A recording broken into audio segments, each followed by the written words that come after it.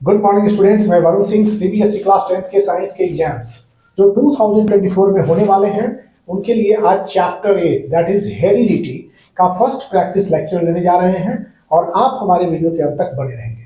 तो बच्चों, हेरिडिटी सबसे पहले हम बताएंगे कि हेरिडिटी है क्या। हेरिडिटी क्या है? The process of transmission of characters, character का transmission from one generation to another, एक जनरेशन से दूसरे जनरेशन में, is known as inheritance or heredity. Heredity है transmission of characters from one generation to another is known as inheritance or heredity. तो इसी chapter से आज हम कुछ क्वेश्चन को प्रैक्टिस करेंगे, तो वीडियो के अंत तक बने रहिए। तो आपका फर्स्ट प्रैक्टिस क्वेश्चन है, name two types of gamete. आपको दो types of gamete produced by man. This is first question का ए पार्ट है ये। Name two type of gamete produced by man. And B is, does a male child inherit X chromosome? क्या male child X chromosome को अपने father से inherit करता है? आप जस्टिफाई करें।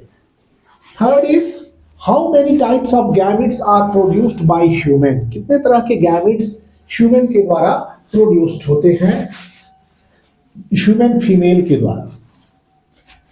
How many types of gametes are produced by human female? Human female के द्वारा कितने तरह के गैमेट्स प्रोड्यूस्ड होते हैं? तो बच्चों, फर्स्ट क्वेश्चन का ए पार्ट का आंसर फर्स्ट, दैट इज इसके ए पार्ट का आंसर है कि the gamete produced by human male is 20. We have 44 chromosome as a autosome and one pair of chromosome as a sex chromosome. That is, the gamete produced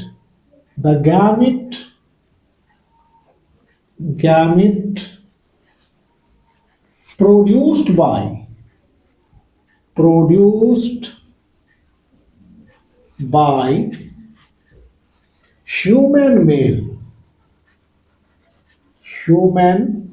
males are of two types. Human male जो होते हैं दो types के gamete form करते हैं। To type में कौन कौन हो गए? एक हो गया आपका autosome 22 plus x, that is capital 22 plus x, this is a gamete, and फिर 22 plus y, this is male gamete. Gametes ये आपके टेस्टिस में बनते हैं, प्राइमरी सेक्स ऑर्गन में आपके गैमेट्स बनते हैं। तो टू टाइप ऑफ गैमेट्स मतलब you have two type of sperms. Sperms कहने का अर्थ है कि स्पर्म्स कंटेन्स 22 प्लस एक्स। एक स्पर्म 22 प्लस एक्स और दूसरा स्पर्म जो होगा वो 22 plus Y. These are the gametes. You have either this, a sperm has either this or this. Okay. So gamete produced by human males are of two types, 22 plus X and 22 plus Y. Okay. These are the two gametes.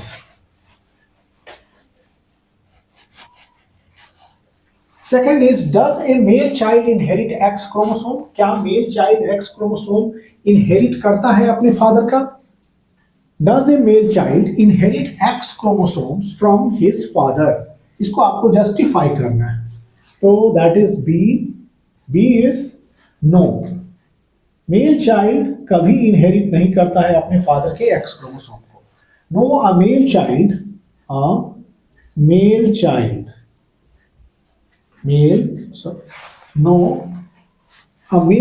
Does not no. इसका आंसर है बच्चों no, a male child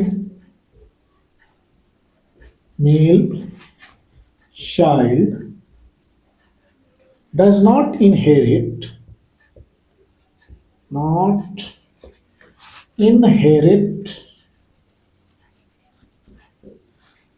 X chromosome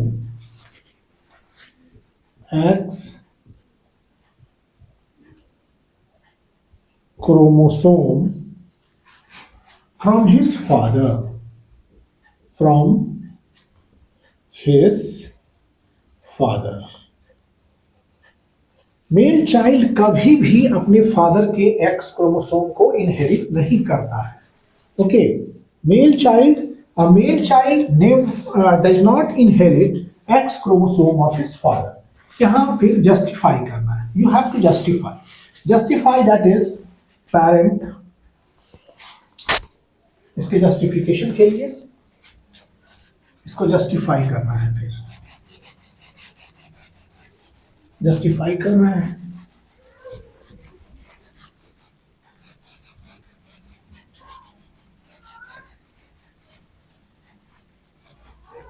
mail child कभी भी अपने father के x chromosome को inherit नहीं करता है.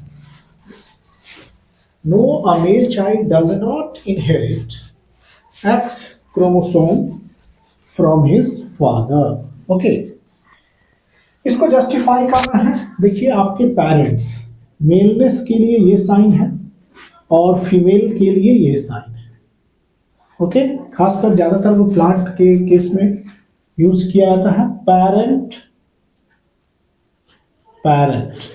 मतलब here mother is your female mother and here is the sign of father.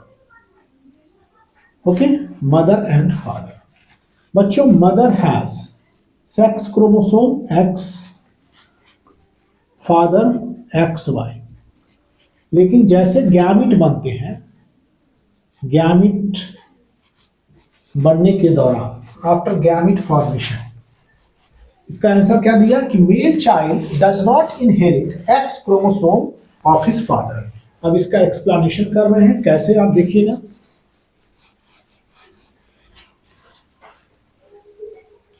Mail child कभी भी अपने फादर के एक्स क्रोमोसोम को इनहेरिट नहीं करता है. That is answer of B. Mother is your gamete formation के दौरान, during gamete formation, gamete is formed in ovary, that is ovum. Ovum में क्या होगा? दिस गैमिट फॉर्म, गैमिट, इसको गैमिट बनाया हमने. और this is also father gamete. This is Y. Then what happens after fertilization? So X chances of this chromosome is to fertilize with this. That is XX. This chromosome XX, or the chances of this chromosome XX,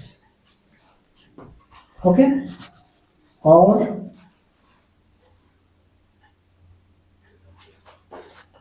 this X chromosome may fertilize with this XY. These are the probability. और this X chromosome, ये हो गया X Y. ये जो representation है, this is your male child. Okay, और boy, you can say boy. And this is girl, that is girl is female child.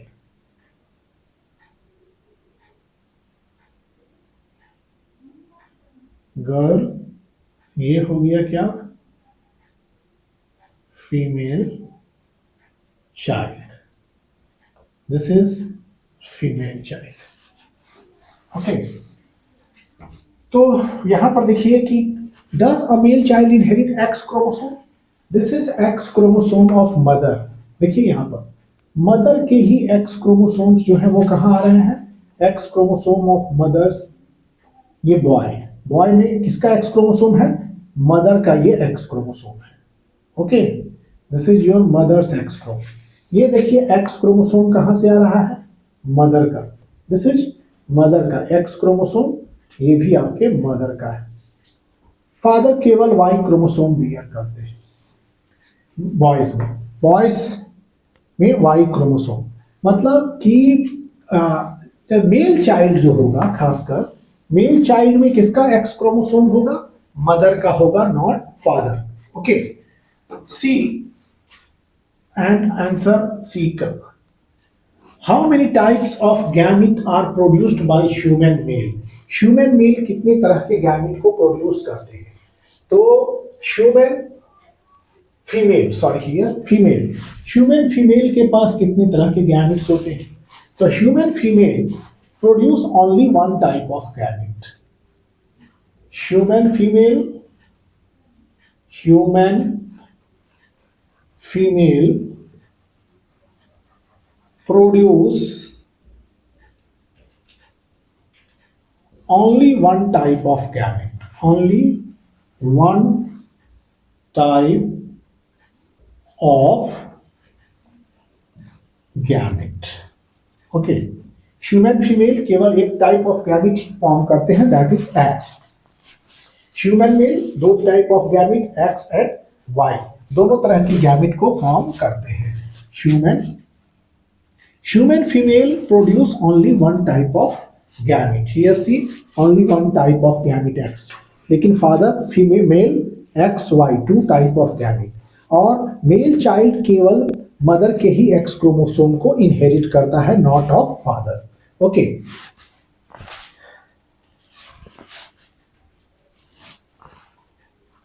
Mail child inherit chromosome of x chromosome of mother only, this is father।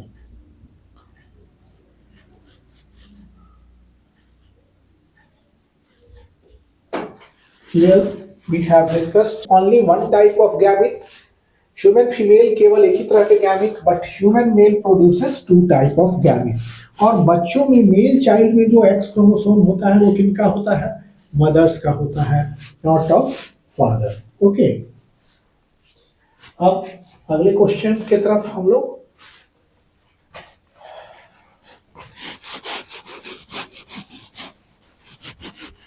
Next question,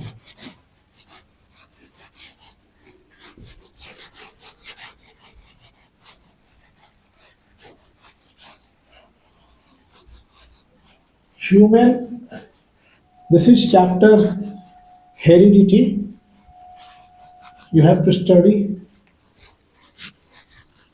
and most important chapter, so go through this questions, इस question को practice भी करें। Question अब second, video के अंत तक बने रहिए बच्चों।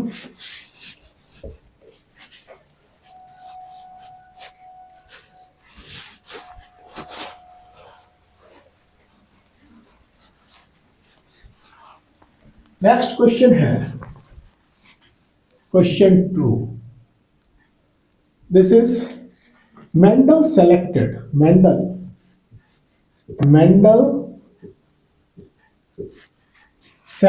pea plant,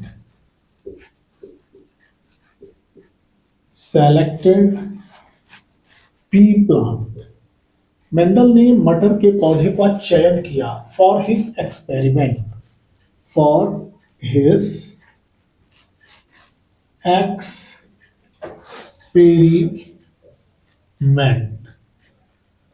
अपने प्रयोग के लिए मेंडल ने मटर के पौधों का चयन किया for his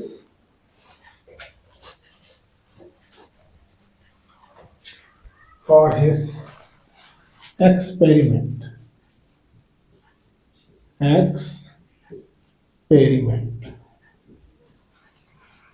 List two reason। There are number of reasons, but you have to list two reasons। This is second question का A part है ये, question second। B part is state meaning of recessive and dominant। State the meaning of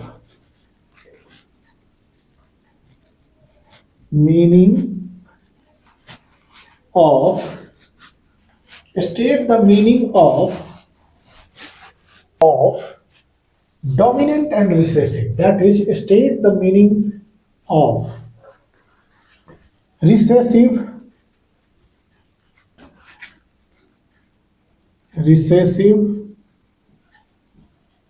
and dominant gene. Dominant gene. This is the question. This is the second question. तो बच्चों second question है, Mendel ने अपने प्रयोग के लिए मटर के पौधों का चयन किया। Mendel selected P plant for his experiment, अपने प्रयोग के लिए। लिस्ट टू रीजन, इसके लिए दो रीजन बताइए। Second is state the meaning of recessive and dominant gene. Dominant और रिसेसिव जीन्स के मीनिंग्स को बताइए। तो मेंडल ने पी प्लांट का चयन क्यों किया? Mendel selected garden pea, that is edible P, जो खाने वाला मटर होता है, उसका चयन किया। तो answer A, that is a. Mendel selected P plant, Mendel ने पी प्लांट का चयन क्यों किया? Mendel selected, Mendel selected pea plant,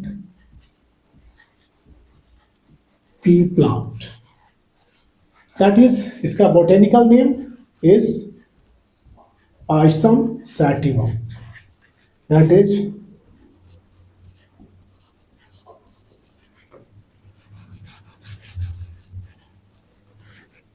this is the botanical name of this plant. As his experimental material, as his experimental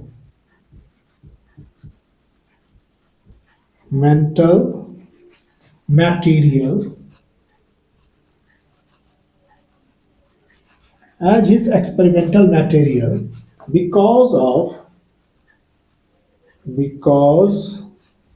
of first, easy availability of this mटर plant. First is easy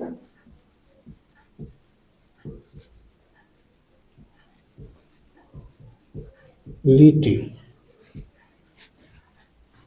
of detectable contrasting character. Detectable contrasting character means आसानी से जो है contrasting character इसके detectable हो जाते थे, detected हो जाते थे। Contrasting traits of several characters, contrasting traits of several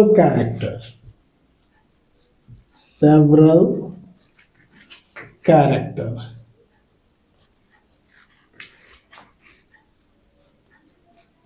okay.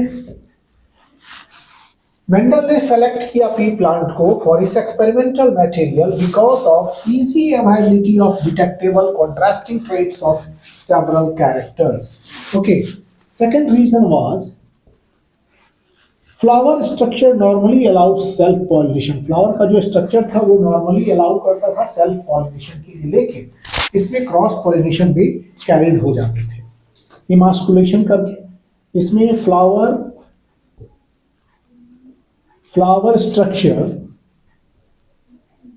Structure normally allow self pollination.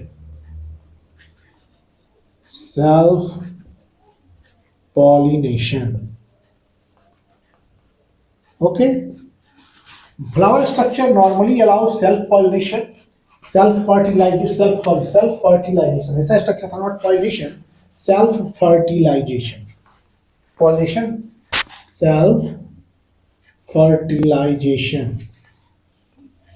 Flower का स्ट्रक्चर क्या था? वो सेल्फ फर्टिलाइजेशन के नॉर्मली जो थे ये अलाउ करते थे self fertilization, normally self fertilization भी होता है, but cross fertilization can also be carried out easily, but उसके अंतर को हटा करके क्रॉस पॉलिनेशन भी कराया जा सकता था। But cross pollination, cross fertilization, sorry, not fertilization, can also be carried out easily, can also be carried out easily। मतलब सेल्फ फर्टिलाइजेशन के अलावा क्रॉस फर्टिलाइजेशन भी इसमें किया जा सकता है। प्लांट जो थे वो एनुअल नेचर के थे, वार्षिक plants, annual nature of plant, annual nature of plant, annual nature of plant. Okay, formation of large number of seeds by each plant, बहुत ज्यादा सीड बन जाते थे। Formation of large number of seed, large numbers of formation of large number of seeds by each plant, large number of seeds by each plant, बहुत ज्यादा मात्रा में seed जो था फॉर्मेशन होता था, एनुअल नेचर था, मतलब 2-4 वर्ष में इनके कई जनरेशन को हम देख पाएंगे पी के। तो मेंडल ने अपने एक्सपेरिमेंटल मटेरियल के रूप में पी प्लांट को सेलेक्ट किया, दैट इज पाइसन सटाइवम, इस बॉटनिकल नेम, इसलिए सेलेक्ट किया कि फर्स्ट वाज इजी अवेलेबिलिटी, आसानी से उपलब्ध थे, easily availability of detectable contrasting characters, उसमें सेवरल कॉन्ट्रास्टिंग कैरेक्टर को आसानी से डिटेक्ट किया जा सकता था, आसानी से उसको डिटेक्ट कर सकते थे। फ्लावर स्ट्रक्चर इस तरह से था कि नॉर्मली उनमें सेल्फ फर्टिलाइजेशन होता है, लेकिन उनको से क्रॉस फर्टिलाइजेशन भी कराया जा सकता था। प्लांट के नेचर एनुअल थे, वार्षिक थे, इसलिए तो मीन्स कुछ समय में ज़्यादा उनके जनरेशन को हम लोग देख सकते हैं। और formation of large number of seeds by each plant, प्रत्येक प्लांट बहुत ज़्यादा मात्रा में सीड उत्पन्न करते थे। ऐसे दिस वाज द रीजन, ऐसे Mendel selected 7 visible characters each with 2 contrasting characters. Mendel ने क्या किया कि Mendel selected 7 visible characters each with 2 contrasting traits। ये था Mendel selected P plant for इस एक्सपेरिमेंट। इसके पीछे 2 रीजन थे, any of the 2 you can provide. Okay, अब state meaning of recessive and dominant gene. Recessive और डोमिनेंट जीन के अर्थ को समझाइए। डोमिनेंट क्या होते हैं बच्चों? रिसेसिव होता है it is an allele, means अपने आप को एक्सप्रेस नहीं करे, जो जीन अपने आप को, जो एलील्स अपने आप को एक्सप्रेस नहीं करते हैं, दैट इज रिसेसिव। और डोमिनेंट क्या होते हैं? It is a allele of gene which can express itself, which allele of A gene which can express its effect, जो अपने इफेक्ट को एक्सप्रेस करे वेदर प्रेजेंट इन होमोजाइगस और हेट्रोजाइगस स्टेट। वो होमोजाइगस या हेट्रोजाइगस कोई भी स्टेट में अपने इफेक्ट को शो करते हैं, तो वैसे जीन्स डोमिनेंट जीन कहलाते हैं। और recessive gene that is allele of A gene, it is an allele of A gene which is unable to express its effect in presence of its contrasting allele। अपने contrasting alleles के presence में recessive gene अपने effect को नहीं दर्शा सकते। Okay, तो चलिए अब state the meaning of recessive. आपको मीनिंग बताना है रिसेसिव का एंड डोमिनेंट जीन के मीनिंग्स को एक्सप्रेस कर। तो आंसर बी का रिसेसिव जीन, ये recessive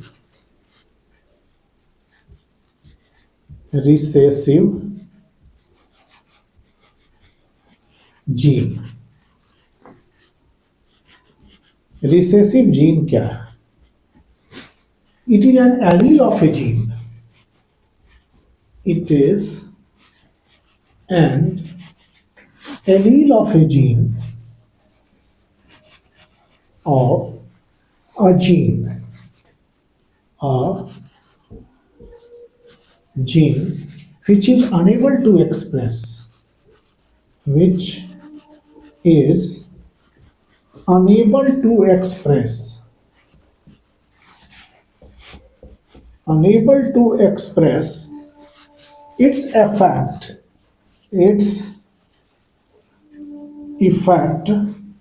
in the presence of its contrasting allele in the presence of its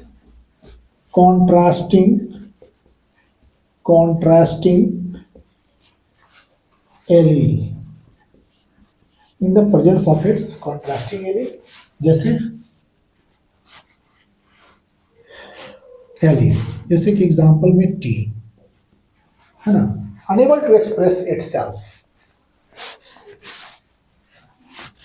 अब रिसेसिव जीन जो है अपने आप को एक्सप्रेस करने में सक्षम नहीं होती recessive gene is an allele of a gene which is unable to express itself जो अपने आप को एक्सप्रेस नहीं करे express its effect in presence of contrasting allele अपने contrasting allele के presence में वो allele जो अपने आप को एक्सप्रेस नहीं करे उसको बोलेंगे recessive gene be and dominant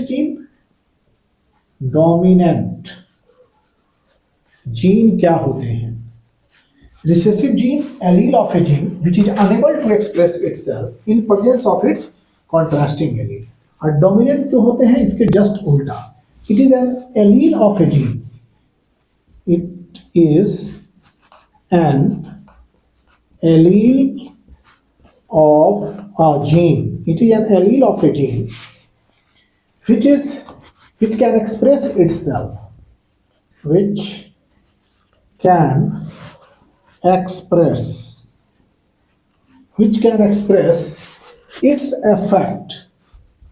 its effect whether present in homozygous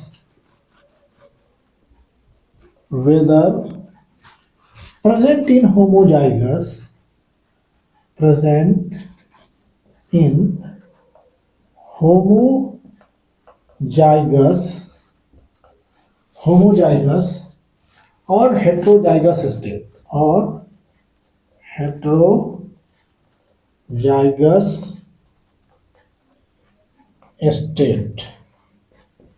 homozygous और heterozygous state ओके homozygous या heterozygous state दोनों ही स्टेट में homozygous state कैपिटल टी और heterozygous state दिस दोनों केस में अपने आप को एक्सप्रेस करता है तो वैसे इसको हम लोग डोमिनेंट जीन बोलते हैं that is dominant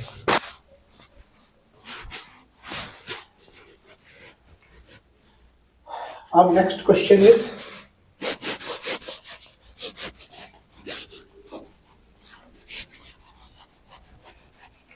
question third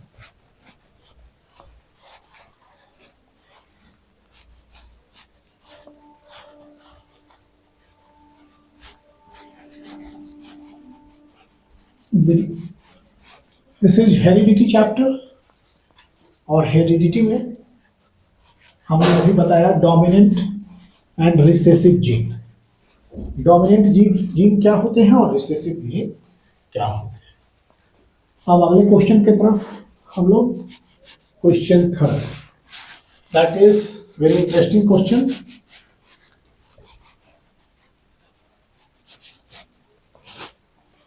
videos के अंत तक बने रहिए आप ये थर्ड क्वेश्चन अराउंड इसमें थर्ड क्वेश्चन है third question a round seeded plant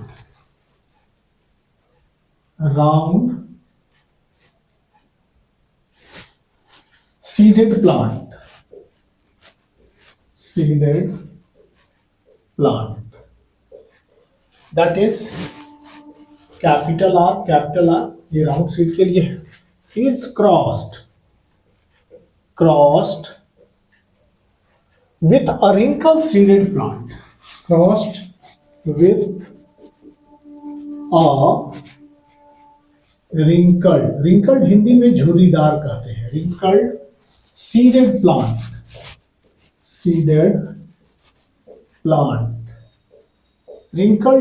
plant, say a small r is representation of wrinkled seeded plant, small r, तो ये दिया गया है जिसके लिए रिसेसिव है ये, और this is round seeded is dominant.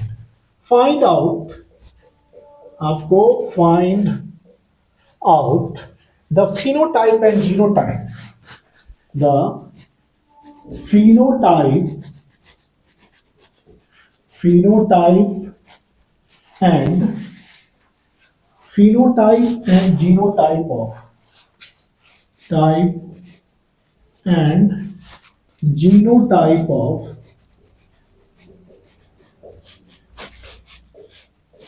and genotype of F1 and F2 generation.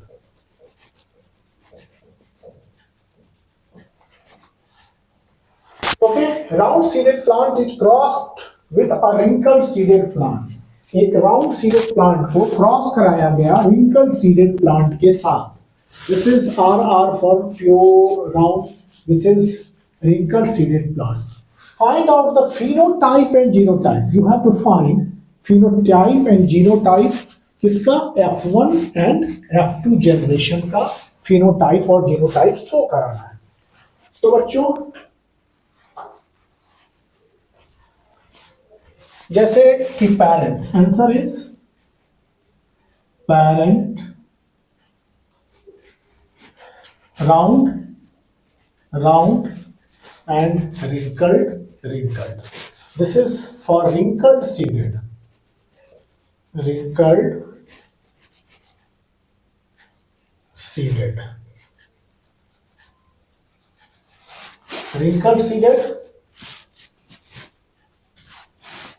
Round seeded और seeded and wrinkled seeded.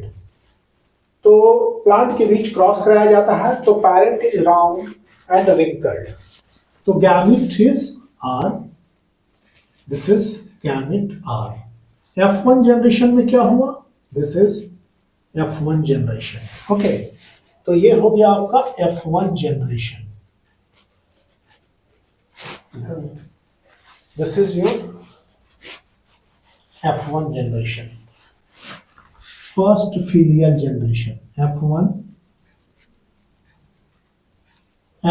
generation.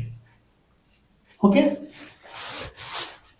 F1 generation में all seed rounded था, मतलब सारे के सारे क्या थे, rounded seed. इससे gamete pure round, this is round and this is wrinkled. तो फर्स्ट जनरेशन में सब राउंडेड सीड निकले, और इसमें फिर क्या कह रहा है, find the phenotype and genotype of what F1 and F2. F1 generation में सारे के सारे राउंडेड थे, दिस इज व्हाट. अब इसमें क्या हुआ, फिर second filial generation, that is इसके जो गैमेट्स बने, this is R and R. Gametes. Now this is crossed. This is round and this is round. Okay. तो क्या है gametes? This is F1 generation. F1 generation से फिर ये जो नया बना, इसके भी gametes हुए. इसको F1 जनरेशन और F2 जनरेशन में सेल्फ क्रॉस कराया गया में. तो क्या हुआ, F2 generation of mental was self crossing of F1 generation. F1 generation को सेल्फ क्रॉस कराया गया. तो जो गैमेट है इनके, this is Punnett square, this is R, और इसका जो गैमेट है दिस इज R. इसके गैमेट्स, दो गैमेट्स, एक ये and this is self cross कराने के बाद F1 जनरेशन के लिए, तब ये R, this is R, this is wrinkled. Here what we get, we phenotypic ratio ये राउंड के लिए हो गया, दिस इज फॉर राउंड, ये राउंड हो गया आपका, ये राउंड हो गया, ये राउंड हो गया, एंड दिस इज रिंकल्ड। तो इसमें फिनोटिपिक रेशियो क्या हो रहा है देखने से, फिनोटिपिक रेशियो, फिनोटिपिक रेशियो, बाहर से जो रेशियो है that is 3:1, this is the phenotypic ratio. मतलब 3 राउंड है और 1 रिंकल्ड है। लेकिन जीनोटिपिक कॉन्स्टिट्यूशन, ये राउंड, ये दोनों हाइब्रिड और ये रिंकल्ड। तो genotypic ratio, genotypic genetic constitution इसका कैसा है, टिपिक ratio, genotypic ratio is that is 1:2 hybrid हो गया और 1 रिंकल्ड, ये राउंड, ये हाइब्रिड और ये रिंकल्ड। तो बच्चों ये जो है हमने बताया कि गैमिट F1 जनरेशन के लिए गैमिट ये और दूसरे प्लांट के लिए भी गैमिट ये, और जब ये क्रॉस हुआ तो phenotypic ratio is 3:1, genotypic ratio is 1:2:1। Okay, तो this was the answer of this question. And 1 wrinkle seeded हुआ इसमें, 2 hybrid round seed and 1 is pure round seed. This was the pure round seed, hybrid round seed, और this is wrinkled seed. Okay, तो बच्चों ये chapter that is 8 heredity का practice lecture 1 यहीं पर समाप्त होने जा रहा है। अगले लेक्चर में फिर हेरिडिटी में ही मिलेंगे। तब तक आप सबको thank you for watching videos, like कीजिए, शेयर कीजिए और हमारे चैनल को सब्सक्राइब कीजिए। Thank you.